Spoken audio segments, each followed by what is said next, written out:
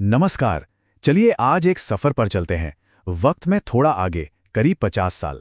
एक ऐसी दुनिया में जहां अजमेर शरीफ की सदियों पुरानी रूहानियत आने वाले कल की टेक्नोलॉजी से हाथ मिलाती है।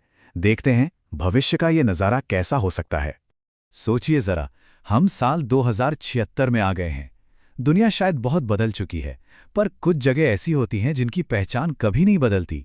हाँ, उन्हें महसूस करने का, उनका अनुभव करने का तरीका वो जरूर नया हो जाता है। और यही तो आज हमारी इस पूरी बातचीत का केंद्र है।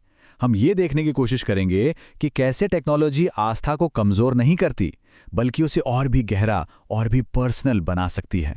तो हमारी ये कहानी शुरू होती है राजस्थान की पाक जमीन पर, अजमेर शरीफ दरगाह, सुबह की पहली किरण के साथ।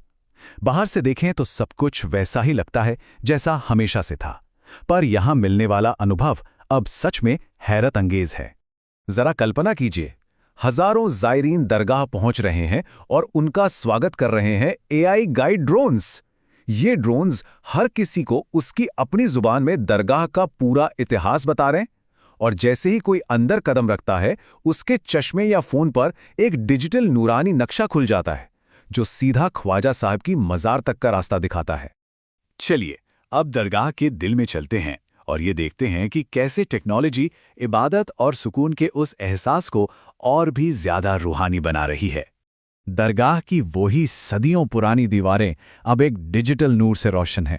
ये रोशनी की एक ऐसी परत है जो हर दुआ की एनर्जी को महसूस करके अपना रंग बदलती है। ऐसा लगता है मानो हर एक की आस्था, हर एक की प्रार्थना मिलकर दीवारों को जिंदा कर रही हों। एक साथ की गई इबादत का क्या ही खूबसूरत नज़ारा है।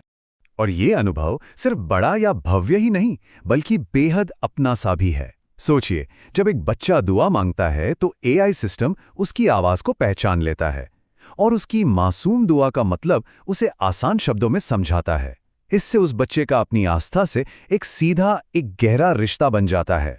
तो ये तो हुई एक निजी एहसास की बात, पर अब इससे आगे बढ़ते हैं और देखते हैं कि कैसे टेक्नोलॉजी दरगाह की खिदमत और एकता की जो रिवायतें हैं, उन्हें पूरी दुनिया तक पहुंचा रही है। लंगर खाने को ही देख लीजिए, पहले की तरह ही आज भी लंगर चल रहा है, वही भीड़, वही बरकत। पर अब खाना परोसने का काम रोबोटिक हाथ कर रहे हैं। तरीका बदल गया है, पर सवाल यह है कि क्या इसका जो असली सार था वो भी बदला है? जवाब है बिल्कुल नहीं। स्वाद तो आज भी वही पुराना है, इश्क और खिदमत का। क्योंकि तकनीक तो बस एक जरिया है, सेवा की जो रूह है वो तो आज भी वही इंसानी है।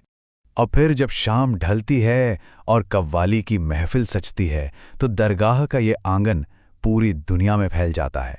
वर्चुअल रियलिटी के जरिए दुनिया के कोने कोने में बैठे लोग इस महफिल से जुड़ जाते हैं। ऐसा लगता है जैसे सारी सरहदें मिट गई हैं और पूरी कायनात एक ही आंगन में बैठकर वो रूहानी संगीत सुन रही है।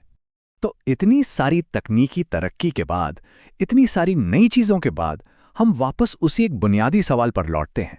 आखिर वो क्या है जो इन सब के बावजूद कभी नहीं बदलता? और जवाब बिल्कुल साफ है।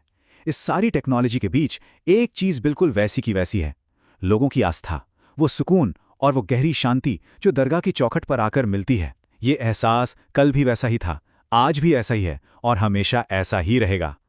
और शायद इस पूरी बात का जो निचोड़ है, वो एक बूढ़े फकीर के इन चंद लफ्जों में छिपा है, जो मुस्कुराकर कहते हैं, वक्त बदल गया, जरिया बदल गया, पर ख्वाजा का दरबार आज भी वैसे ही दिलों को जोड़ता है।